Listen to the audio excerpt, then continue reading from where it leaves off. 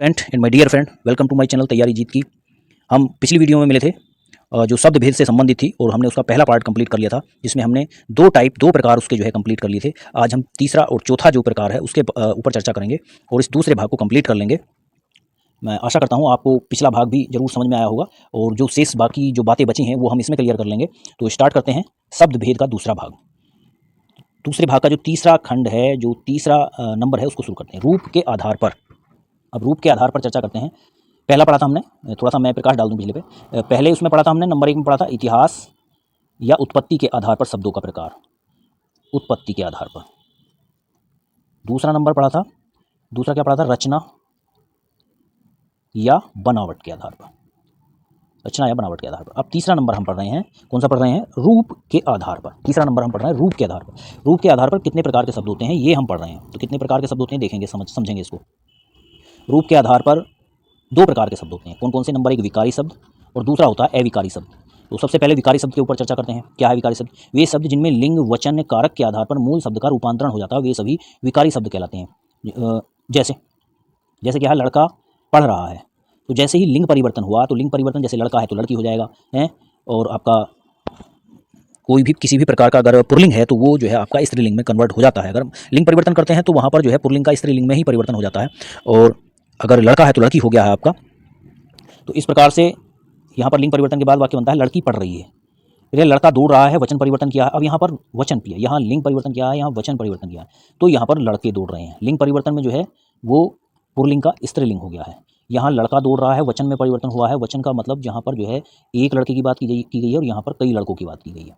इसके बाद तीसरा नंबर क्या है, लड़कों के लिए आम लाओ, कारक में परिवर्तन है। तो लड़कों के लिए आम लाओ, यहाँ लड़के के लिए आम लाओ, ये मिसप्रिंट है, यहाँ पर ये लड़के है, लड़के के लिए आम लाओ, और यहाँ पर क्या है, लड़कों के लिए आम लाओ। अब कारक में परिवर्तन हो गया है, यहाँ लड़के के लिए आम लाना था और यहाँ लड़कों के लिए आम लाया।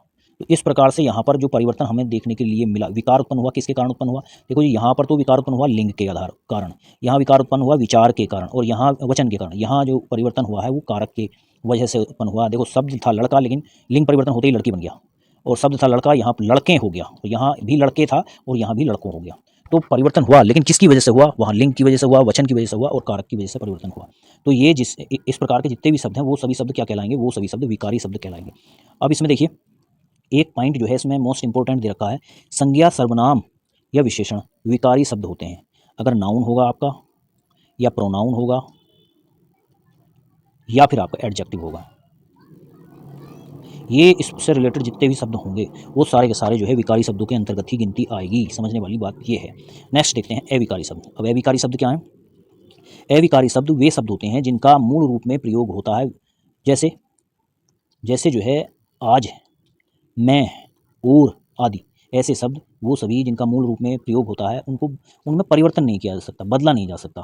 कोई शब्द जोड़ के, कोई शब्द घटा के, या किसी प्रकार का लिंग या वचन में परिवर्तन करके उनको बदला नहीं जा सकता, वे सभी जो है अविकारी शब्द कहलाते हैं।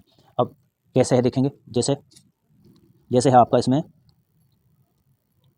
अर्थ के आधार पर। अब अर्थ के आधार पर क्या है कि यहाँ अर्थ के आधार पर 4 प्रकार के अविकारी शब्द होते हैं। सबसे पहला मतलब क्या है, एक अर्थी शब्द, जिनका एक ही अर्थ होता है केवल।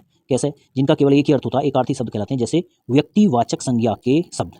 अब व्यक्तिवाचक संज्ञा कौन सी होती है, सबसे पहले ये जानना जरूरी है आपको। व्यक्तिवाचक संज्ञा कौन सी होती है, आपने पढ़ा होगा, नहीं पढ़ा तो चलो मैं बता देता हूँ एक बार, कि जो विशेष प्रकार के जो शब्द होते हैं, मतलब विशेष प्रकार की जो संज्ञाएं होती हैं, जो नाउन विशेष होते हैं, विशेष, वो सभी क्या कहलाते हैं, वो व्यक्तिवाचक संज्ञा कहलाते हैं। व्यक्तिवाचक, जिनमें विशेषता होती है कुछ ना कुछ, वो सभी व्यक्तिवाचक कहलाते हैं। अब ये है, देखिए जैसे ये एग्जाम्पल दिए गए हैं, क्या क्या एग्जाम्पल हैं। एग्जाम्पल है आपका गंगा। गंगा क्या है जी, नदी है आपकी, और पवित्र नदी है, इसलिए विशेषता है, तो ये व्यक्तिवाचक संज्ञा है। और ये इसका गंगा का तो आपका जो है गंगा पवित्र नदी है, इसलिए जो आपका व्यक्तिवाचक संज्ञा है। इसके बाद पटना है, तो पटना जो है पाटलिपुत्र कहा जाता था पहले, और राजधानी हुआ करती थी, इसलिए ये पटना है। फिर इसके बाद राधा है, राधा श्री कृष्ण की जो मतलब प्रेमिका कही जाती हैं। और मार्च आपका महा है, मार्च महा पड़ता है आपका, जो कैलेंडर होता है उसमें 12 महीने होते हैं, उसमें एक मार्च का महीना होता है, और विशेष इसलिए है ये क्योंकि लगभग मार्च और अप्रैल के महीने में जो है बसंत ऋतु आता है भारतवर्ष में, और यहाँ पर क्लोजिंग होती है आपकी, और 1 अप्रैल से जो है नया सत्र शुरू होता है, इसलिए जो है ये भी एक विशेष महीने की गिनती में ही आ जाएगा आपका। नेक्स्ट देखते हैं अनेकार्थी शब्द। अनेकार्थी शब्द कौन से हैं? अनेकार्थी शब्द वे हैं जिनके एक से अधिक अर्थ निकलते हैं, वे सभी अनेकार्थी शब्द कहलाते हैं। जैसे क्या है, हार। हार में क्या आया है, अब हार जो शब्द है इसके एक से अधिक अर्थ निकल रहे हैं, हमने केवल यहाँ पर 2 लिखे हैं, जैसे हार गले में पहनने वाला हार, और फिर दूसरा हार पराजय, दूसरा हार पराजय कहलाती है। कर, कर शब्द का क्या है, हाथ, कर को हाथ कहते हैं, और कर टैक्स भी लगाया जाता है गवर्नमेंट के द्वारा, सरकार के द्वारा। तीसरा शब्द है कनक, कनक को सोना भी कहते हैं और कनक धतूरा भी होता है, जैसे आप उसमें पढ़ते हैं एक दोहे में, कनक कनक ते सोगुनी, तो वहाँ पर भी कनक दोनों शब्दों के अलग अलग अर्थ निकलते हैं, उसका यही मतलब है कि एक कनक का अर्थ सोना, दूसरे का अर्थ होता है धतूरा।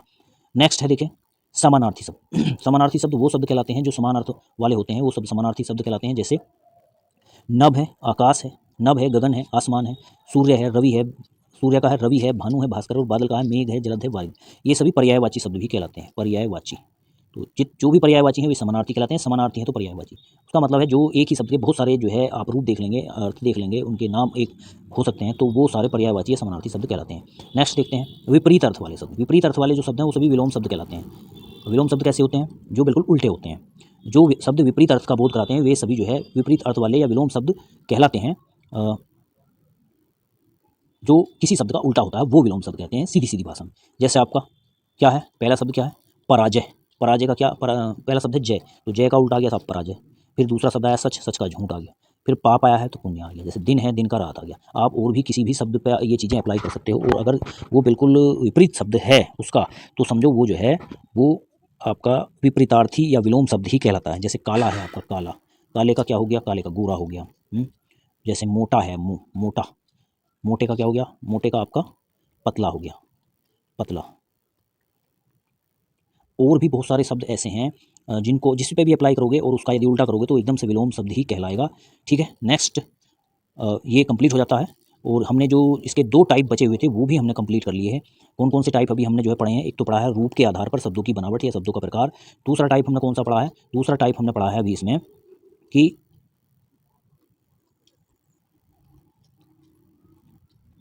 अर्थ के आधार पर। दूसरा